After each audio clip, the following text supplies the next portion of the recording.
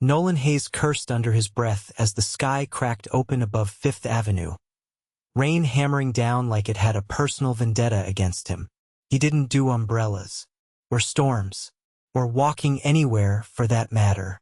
Usually, his black Escalade pulled up right as he stepped out, but his driver was stuck 2 blocks away in the gridlock, and the storm had turned the sidewalks into chaos. Pedestrians scattered, taxis honked uselessly, and Nolan, Billionaire CEO of Hayes Global, stood alone in a $1,000 suit, soaked to the bone, his dark hair plastered to his forehead. Then she appeared just like that, a small, worn floral umbrella tilted toward him, shielding half of his arm, and then her voice. "You looked like you could use some cover." He blinked, turning his head. She wasn't tall, maybe 5'5", with rain-speckled lashes and a denim jacket that had definitely seen better days. Her dark hair was tied in a loose braid, a few strands stuck to her cheeks from the rain. She looked like someone who'd just walked out of a vintage bookstore, not someone who'd belong next to a man like him. "I'm fine," he said, half turning away. "You're drenched," she pointed out, shifting the umbrella so it covered more of him than her. He stared at her, confused. People didn't just offer him kindness. They offered him deals, or lawsuits, or fake politeness at 6-figure galas. "Do you always rescue strangers in thunderstorms?" he asked, arching a brow. "Only the grumpy ones," she replied, smiling. He stared at her again, and for a beat too long. She didn't seem to recognize him, not as one of Forbes' top 10 wealthiest men, not as the mogul who just closed a multi-billion-dollar merger last month.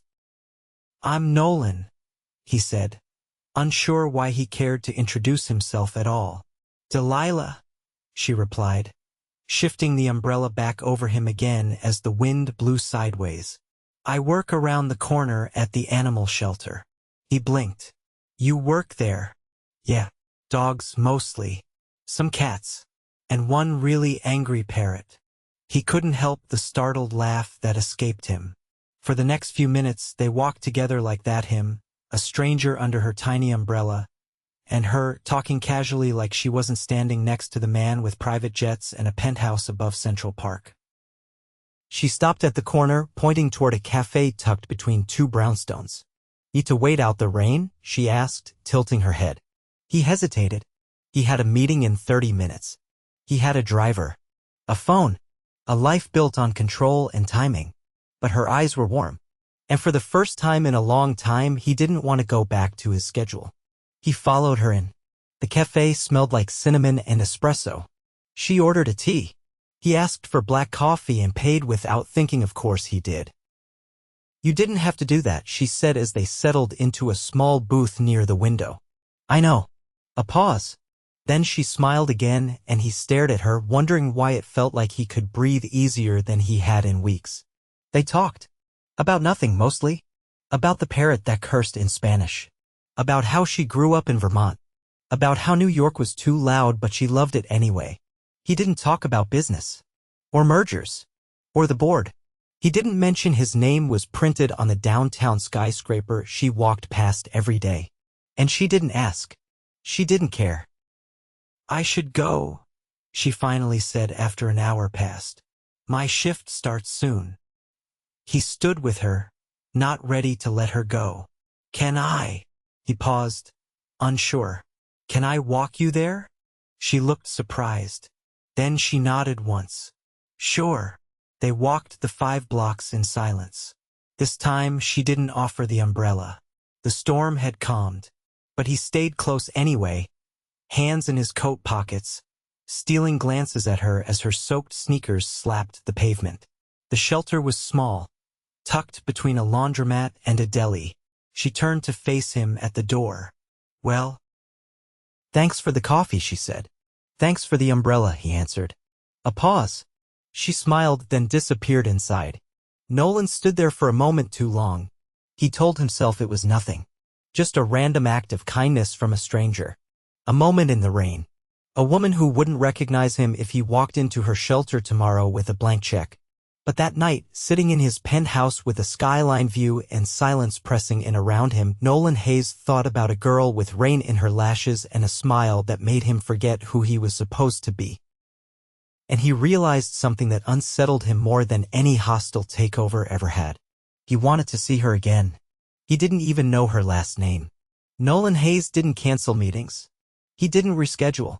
He didn't rearrange his day for anyone, not the governor of New York, not the vice chair of his own board. But the next morning, he found himself standing outside a dog shelter on 26th Street with a coffee in each hand. He opened the door, and the smell of damp fur and disinfectant hit him immediately. A chorus of barking erupted from a row of kennels lining one wall, and a man in scrubs glanced up from behind the counter. Nolan ignored him and scanned the room until she appeared from the back, holding a small terrier that looked like it had lost a fight with a hedge trimmer. Delilah froze when she saw him. "I brought coffee," Nolan said, holding one of the cups out toward her. She handed the dog off to the man behind the counter, wiped her hands on her jeans, and raised an eyebrow. "Did you follow me?" she asked. "Yes." She blinked. "You're not even going to pretend that's not weird? I didn't think you'd believe me if I said I was just in the neighborhood." Delilah took the cup from him and stared at it like it might explode. "Is this a thing you do? Track women down after they offer you an umbrella?" "No," he said. "It's not." She hesitated. Then she took a sip. "Okay. So why are you here?" Nolan stepped closer. "Because I haven't been able to stop thinking about you." Delilah laughed once, short and surprised. "You don't even know anything about me. I know you're kind enough to stop for someone you don't know. I know you work here even though it probably doesn't pay much. I know you didn't ask me a single personal question yesterday, which might be the most refreshing thing that's happened to me in years." Her expression flickered. "That's not really an answer." "You're right," he said. "What if I take you to dinner tonight? Somewhere quiet?" She stared at him. "You don't seem like a quiet kind of guy." "I can be." She tilted her head. "What's your last name?" He hesitated. He wasn't hiding it, he just didn't want it to ruin whatever this was before it started. "Hayes." She blinked again, slower this time. "As in Hayes Global?" He nodded once. "You're that Nolan?" "Yes." Delilah looked at her coffee like she might hand it back. "You let me think you were just some guy. I didn't lie. You didn't correct me either. I liked not being recognized," he said. "It happens less than you'd think." She didn't answer right away. Instead, she walked back behind the counter, grabbed a clipboard, and started checking off forms like he wasn't standing there. He waited. Finally, she glanced up. "I get off at 6. If you're serious, you can meet me here. No drivers. No black cars. Just you." He nodded. "And no suits," she added. Nolan looked down at his navy jacket and charcoal slacks. "Noted." He left without another word. Back in the car, his driver glanced at him through the rearview mirror. "Where to, sir?" "Home. Then Bergdorf's." "Very good. What should I tell Mr. Langston about the dinner meeting?" "Move it." Nolan spent the rest of the afternoon in a haze of unfamiliar urgency.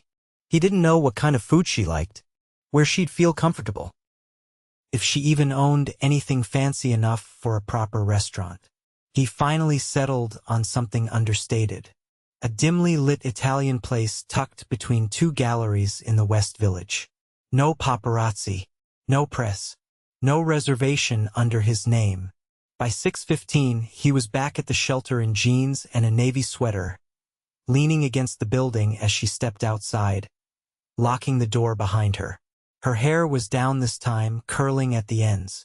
She wore a plain black jacket and boots that had definitely seen a few winters. "You're late," she said.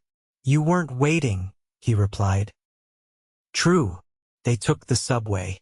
He offered her a ride. She refused. So they stood side by side, swaying with the movement of the train, surrounded by strangers. She didn't say much, but she didn't pull away either. The restaurant was warm and candlelit, full of couples leaning in close. The host didn't blink when he gave a different name for the reservation. Delilah looked around. "You've been here before." "Once." She studied the menu, then set it down. "I'm not used to places like this." "You'll get used to it." "That sounds like a warning."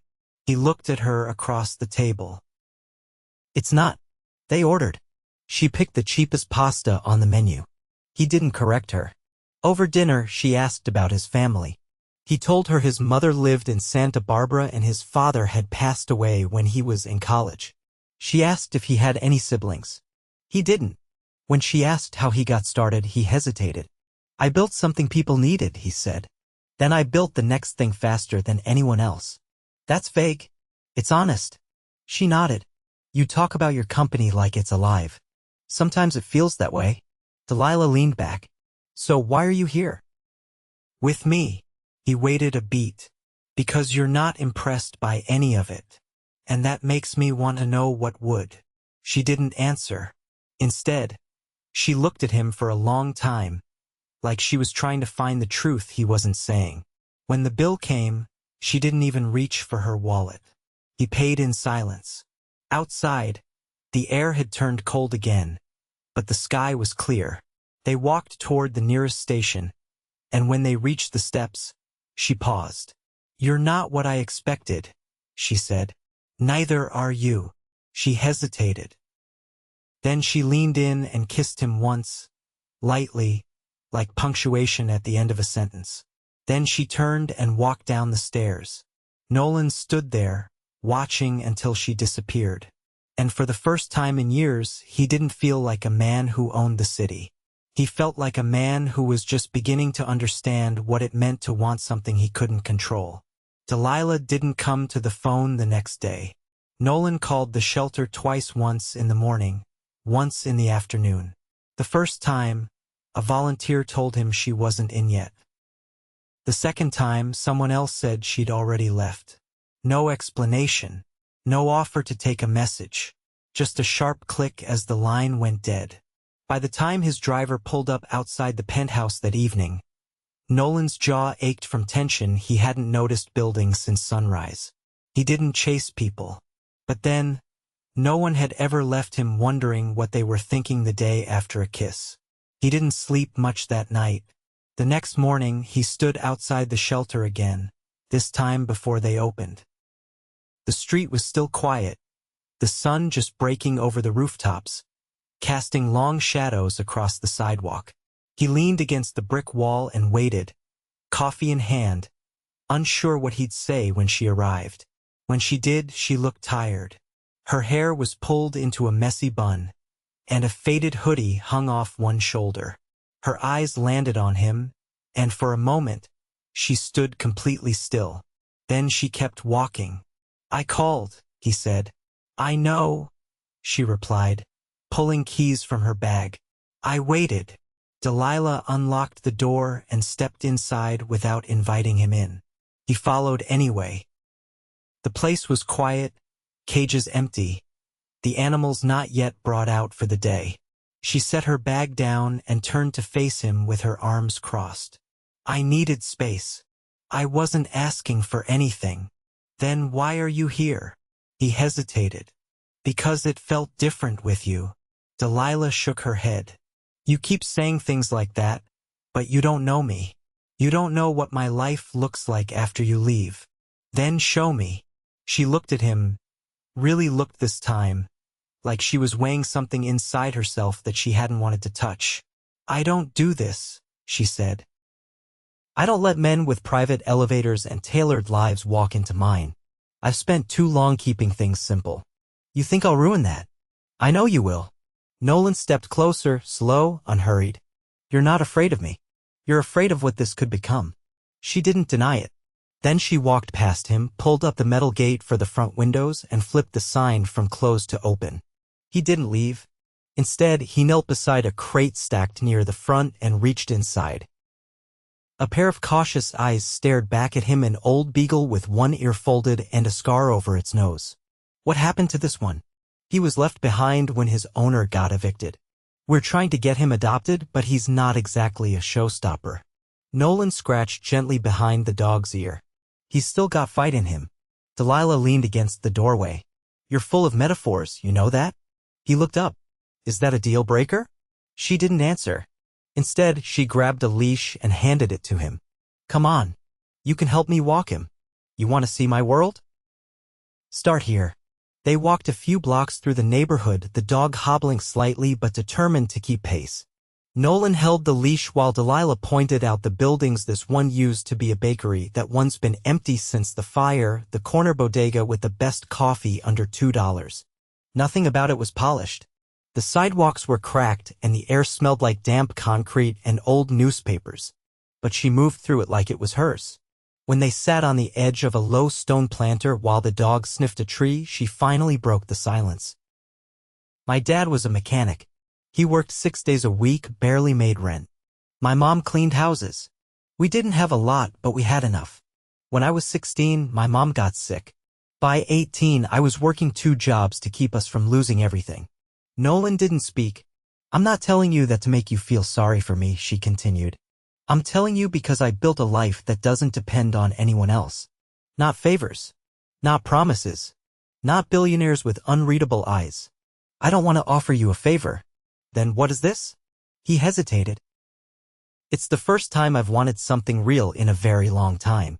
Delilah was quiet for a moment, then looked away. You keep saying things like that.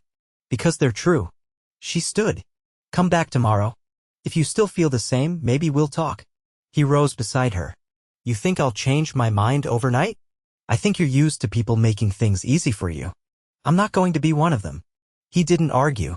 Instead, he handed her the leash, gave the dog one last scratch, and walked away without another word. She watched him go. Back in the shelter that evening, she found a folded piece of paper tucked beneath the counter. No name. No note. Just a sketch rough, done in pencil of a dog with one crumpled ear and a scarred nose sitting in front of a cracked sidewalk. She stared at it for a long time. The next morning, she was already at the shelter when Nolan arrived. She didn't say anything when she opened the door. But she didn't stop him from walking in either. The gallery was quiet, its whitewashed walls and polished concrete floors echoing with the soft click of heels and the low murmur of private viewings.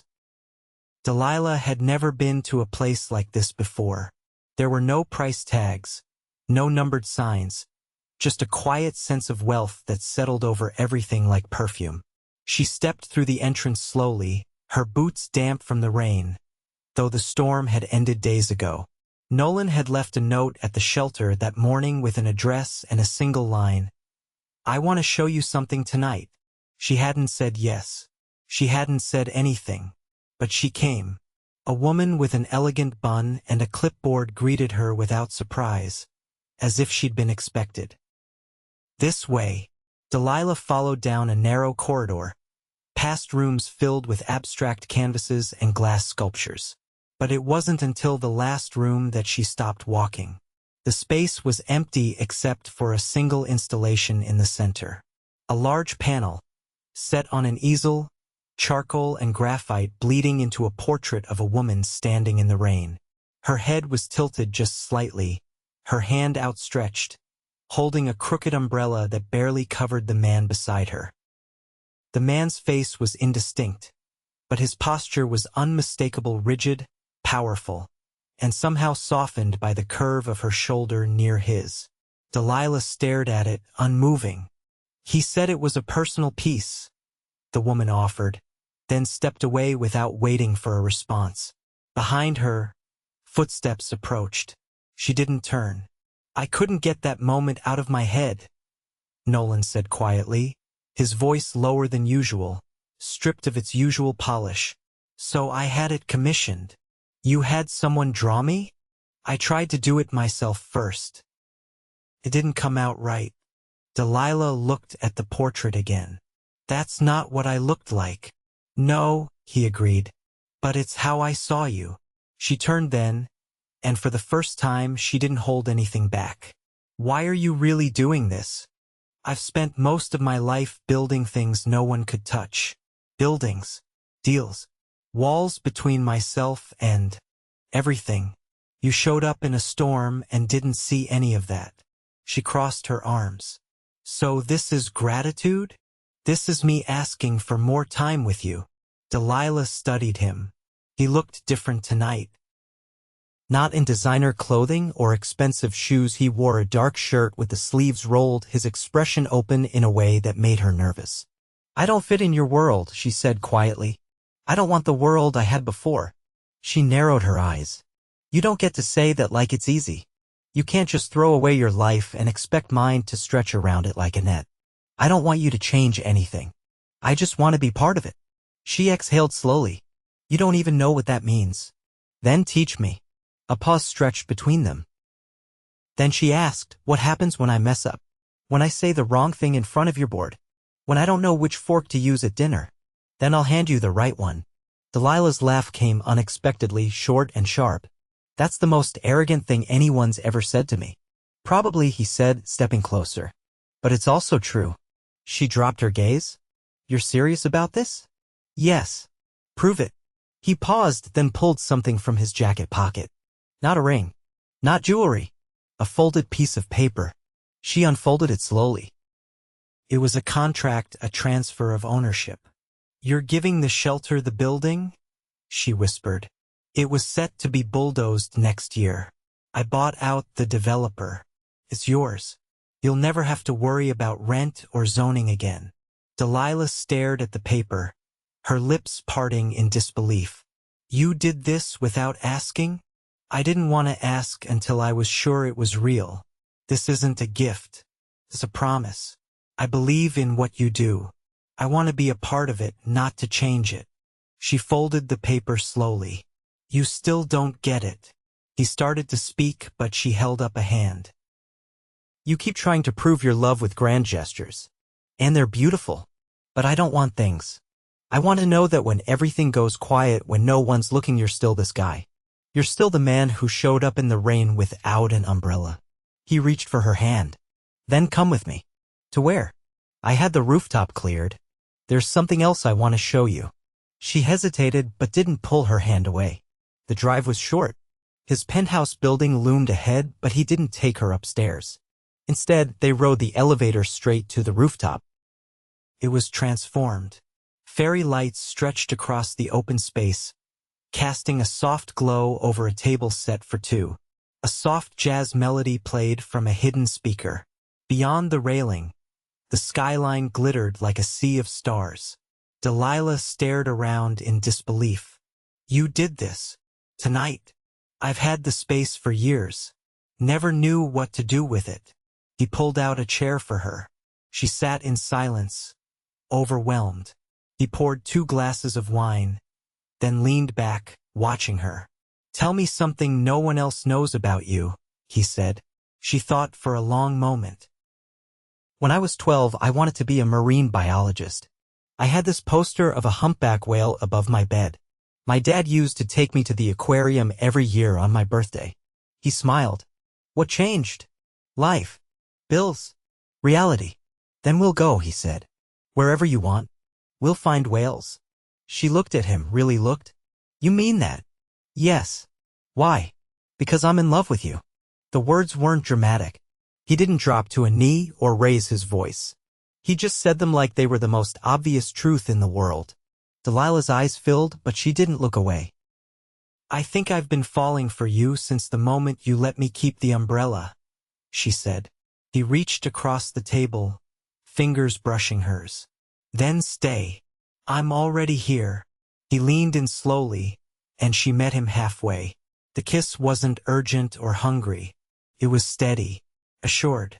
The kind of kiss that rewrote everything that came before it. Later, as the city hummed below them and the last of the wine disappeared between their glasses, she leaned her head against his shoulder. Do you still feel like you're in control of everything? She asked. No, he said, wrapping an arm around her. And I've never been happier. And for the first time in his life, Nolan Hayes didn't care about quarterly reports or global market trends. He only cared about the woman beside him, the stars above them, and the storm that brought her to him. 2 weeks later, the rooftop garden was blooming with potted lavender, jasmine vines curling up the trellis, and a small table set for 2 beneath a canopy of soft golden lights. Nolan poured steaming water into a delicate teapot one Delilah had picked out from a street vendor in Brooklyn and glanced toward the open doors that led back into the penthouse.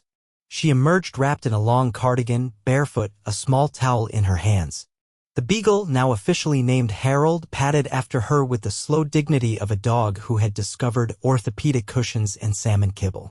"I think Harold's finally forgiven you for the elevator," she said, sitting across from Nolan.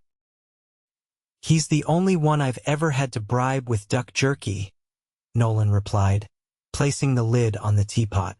"But I respect it." Delilah tucked her legs under her and poured herself a cup, inhaling the scent of chamomile and honey. "You're late for your own tea ritual. I was trying to find the right playlist. You've ruined me for silence." She looked out over the skyline, the sun curling low against the horizon. "I never imagined this would feel normal." "It's not normal," Nolan said. "It's ours." She met his eyes, and something unspoken passed between them. Comfort, yes, but also clarity. The kind that comes only after every wall has been stripped away. "I went to see my mom yesterday," Delilah said suddenly. "I told her about you." Nolan leaned back with a flicker of surprise. "What did she say?" "She said I looked lighter. Like something in me had finally stopped holding its breath." He didn't respond right away, just reached across the table and took her hand in his. Her fingers curled into his palm like they belonged there. She squeezed once, then pulled out a folded piece of paper from her pocket. "This came in the mail. From the city." He unfolded it carefully. "Zoning approval? They want to give the shelter historical protection status. Apparently, it used to be a horse stable in the 1800s. I'd never have even known to apply if you hadn't bought it outright. You did the work. I just opened the door." Delilah smiled, then set her cup down and stood. "Come on." "Where?" "To the studio." He followed her inside, passing the easel where the first sketch of Harold still sat, now framed and placed beside the fireplace. The second bedroom had been cleared weeks ago, filled now with watercolor sets, sketch pads, and a long drafting table Nolan had surprised her with after she mentioned she used to draw whales as a kid. She flipped the light on and pulled a large canvas from behind the bookshelf. "I've been working on this when you're in meetings." The painting showed a woman standing on a rooftop, arms outstretched, wind catching her braid. Around her, the skyline shimmered. But the focal point was a man just behind her, holding nothing but a single cup of coffee, his face turned toward her like she was the only thing anchoring him to the earth. Nolan studied it in silence for a long time. "I didn't know you were this good," he finally said. "I didn't either." He turned toward her. "You should show this." "We'll find a gallery." "No," she interrupted gently. "Not yet. I don't want to rush something that finally feels like it's mine." He nodded, understanding. "Then it'll stay here. With us." She stepped closer, pressing her forehead to his. "That's all I want." That night, Nolan didn't go back to his office. He didn't check his phone. He lay beside her in bed, her back against his chest, her heartbeat slow and steady beneath his hand. A week later, they hosted a fundraiser on the rooftop, not for a corporation or a campaign, but for the shelter. Delilah wore her mother's vintage dress, and Nolan stood beside her in rolled sleeves and a loosened tie, shaking hands with city officials and business owners who had never seen him smile so easily. By the end of the night, they'd raised enough to expand the shelter into the adjoining unit. Delilah gave a short, shaky speech that ended with laughter and applause. Nolan didn't say a word. He just kept his hand at the small of her back the entire time. 3 months later, they flew to Baja California to see the whales. Delilah cried the first time she saw one breach. Nolan didn't tease her. He just wrapped his arms around her and whispered, "You made it here." She kissed him hard enough that the tour guide politely turned away. Back home, life settled into something new. They adopted a second dog, a 3-legged mutt named Leo, and Nolan learned how to make pancakes without his chef.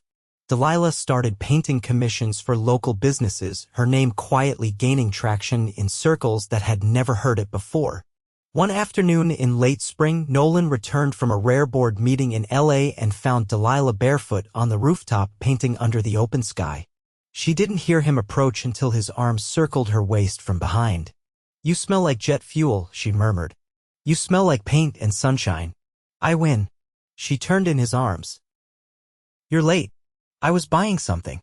She raised an eyebrow. If it's another building, I swear. He shook his head, then pulled a small box from his pocket. Her breath caught. I'm not asking you to move into my world, he said.